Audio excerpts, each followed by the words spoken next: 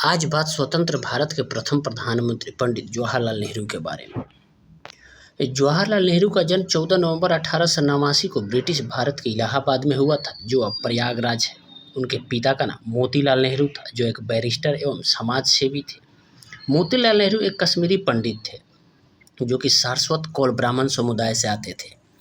स्वतंत्रता संग्राम के दौरान भारतीय राष्ट्रीय कांग्रेस के 2 बार अध्यक्ष भी चुने गए थे। जवाहरलाल नेहरू 3 भाई बहन थे।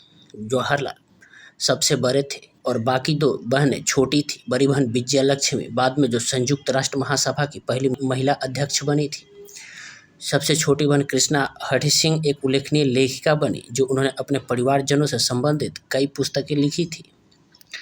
जवाहरलाल नेहरू ने दुनिया के कुछ बेहतरीन स्कूलों और विश्वविद्यालयों में शिक्षा प्राप्त की थी। उन्होंने अपनी स्कूली शिक्षा हैरो से और कॉलेज की शिक्षा ट्रिनिटी कॉलेज कैम्ब्रिज से पूरी की थी। इसके बाद उन्होंने अपनी लॉ की डिग्री कैम्ब्रिज विश्वविद्यालय से पूरी की। इंग्लैंड में उन्होंने 7 साल व्यतीत किए, जिसमें वहाँ के फैबियन समाजवाद और आयरिश राष्ट्रवाद के लिए एक तर्कसंगत दृष्टिकोण विकसित किया था। जवाहरलाल नेहरू 1912 में भारत लौटे और वकालत शुरू की। 1916 में उनकी शादी कमला नेहरू से हो गई।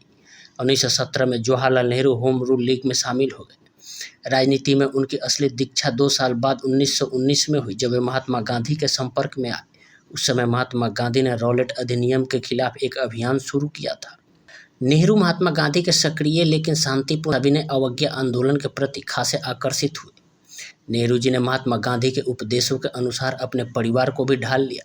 जवाहरलाल नेहरू और मोतीलाल नेहरू ने पश्चिमी कपड़ों और महंगी संपत्ति का त्याग कर दिया। वे अब एक खादी कुर्ता और गांधी टोपी पहनने लगे।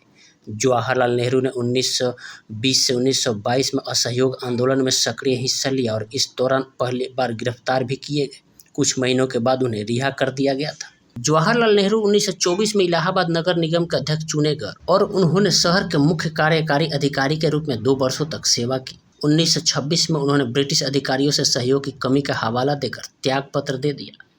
1926 से 1928 तक जवाहरलाल नेहरू ने अखिल भारतीय कांग्रेस समिति के महासचिव के रूप में भी सेवा दी।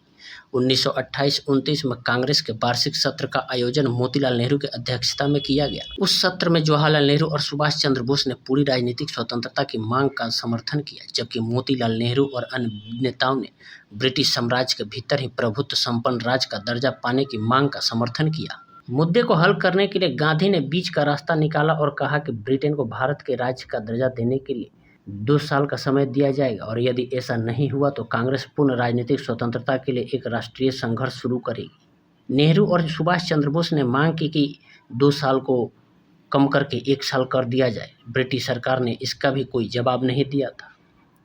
फिर दिसंबर 1929 में कांग्रेस का वार्षिक अधिवेशन लाहौर में आयोजित किया गया, जिसमें जवाहरलाल नेहरू कांग्रेस पार्टी के अध्यक्ष चुने गए।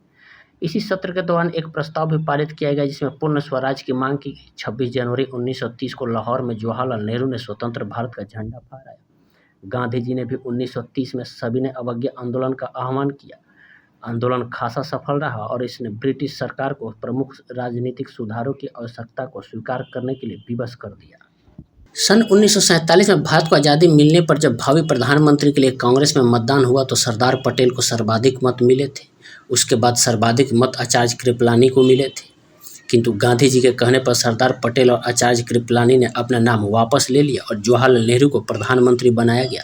1947 में स्वतंत्र भारत के पहले प्रधानमंत्री बने। अंग्रेजों ने करीब 500 देसी राजवारों को एक साथ स्वतंत्र किया था और उस समय सबसे बड़ी चुनौती थी उन्हें एक झंडे के नीचे लाना।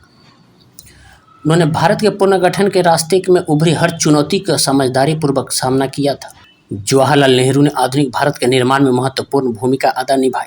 उन्होंने योजना आयोग का गठन किया, विज्ञान और प्रौद्योगिकी के विकास को प्रोत्साहित किया और 3 लगातार पंचवर्षीय योजनाओं का शुभारंभ किया। उनकी नीतियों के कारण देश में कृषि और उद्योग का एक नया युग शुरू हुआ। नेहरू ने भारत की विदेश नीति के विकास में एक प्रमुख भूमिका निभाई थी।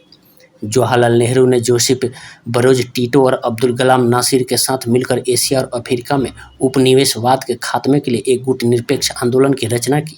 वह कोरियाई युद्ध का अंत करने, सुएज नहर विवाद सुलझाने और कांगो समझौते को मूर्त रूप देने जैसे अन्य अंतर्राष्ट्रीय समस्याओं के समाधान में मध्यस्थता की। पश्चिम बर्लिन, ऑस्ट्रेलिया और लाओस के जैसे कई अन्य विस्फोटक मुद्दों के समाधान में पर्दे के पीछे रहकर भी उनका महत्वपूर्ण योगदान रहा। उन्हें वर्ष 1955 में भारत रत्न से सम्मानित किया गया था, लेकिन नेहरू पाकिस्तान और चीन के साथ भारत के संबंधों में सुधार नहीं कर पाए। पाकिस्तान के साथ एक समझौते तक पहुंचने में कश्मीर मुद्दा और चीन के साथ मित्रता में सीमा विवाद रास्ते के पत्थर साबित हुए। नेहरू ने चीन की तरफ मित्रता का हाथ भी बढ़ाया, लेकिन 1962 में चीन ने धोखे से आक्रमण कर दिया। नेहरू के लिए यह एक बड़ा झटका था और शायद किंचित उनकी मौत भी इसी कारण हुई थी। 27 मई 1964 को जवाहरलाल नेहरू को दिल का दौरा पड़ा, जिससे उनकी मृत्यु हो गई। अगर आप हमारे चैनल को सब्सक्राइब नहीं किए तो सब्सक्राइब करें, लाइक और ज़्यादा से ज़्यादा शेयर करें।